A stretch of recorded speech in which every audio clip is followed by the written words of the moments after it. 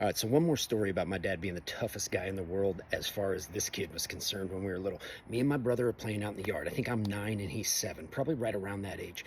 And this car doesn't stop at the stop sign. Instead, it's going way too fast in a residential area and it just spins out and it fishtails like crazy, almost hits me and my brother in the front yard.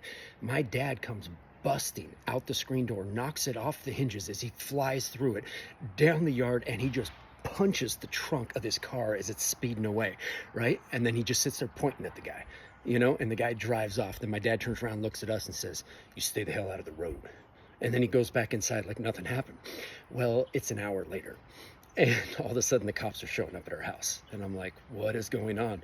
And there's a cop there with a real sheepish look on his face. And he's like, Jack, talking to my dad. He's like, "Jack, we kind of got an odd thing we need to ask you." And my dad's like, "What?" And they said, "We need you to come to the police station." And my dad's like, "What for?"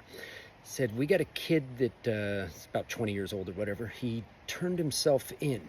He said that he almost accidentally hit your kids with the vehicle when he ran a stoplight. And then he went to his friend's house. He's not from here. And his friend told him he needed to go turn himself in immediately and apologize." So the guy went to the police station and turned himself in. And then the cops came and got my dad so that my dad could be taken up there so the kid could apologize. Holy crap, dude. That made me think that my dad was the coolest dad in the world at that point.